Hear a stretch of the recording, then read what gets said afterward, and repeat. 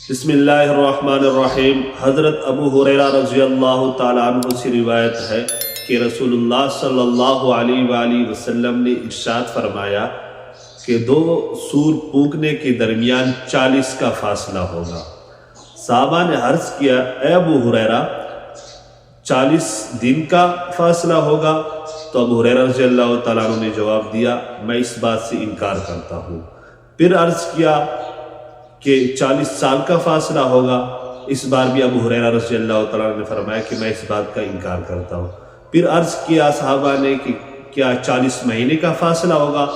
تو پھر بھی حضرت ابو ہریرہ رضی اللہ تعالیٰ عنہ نے اس بات سے انکار کیا، اور کہتے ہیں کہ جب پہلی سور پھونکی جائے گی تو اس وقت لوگ ریزہ ریزہ ہو جائیں گے، سوائے اس کے کمر کی ہڈی یعنی دم کی ہڈی بچ جائے گی۔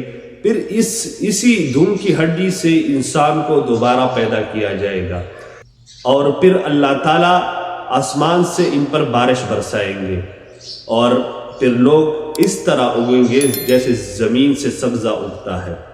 اب یہاں پر اس حدیث میں حضرت ابو ہریرہ رضی اللہ تعالیٰ عنہ نے اپنے لا علمی کا اظہار کیا کہ دو سور پھونکنے کے درمیان 40 سال کا فاصلہ ہوگا، یا 40 دن کا فاصلہ ہوگا، یا 40 مہینے کا فاصلہ ہوگا۔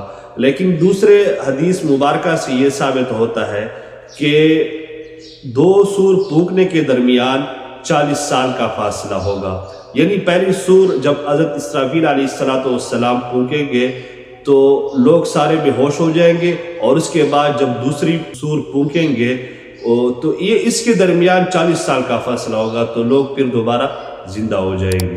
اللہ تعالیٰ سے دعا ہے کہ اللہ تعالیٰ ہمیں نیک اور اچھے اعمال کرنے کی توفیق عطا فرمائے۔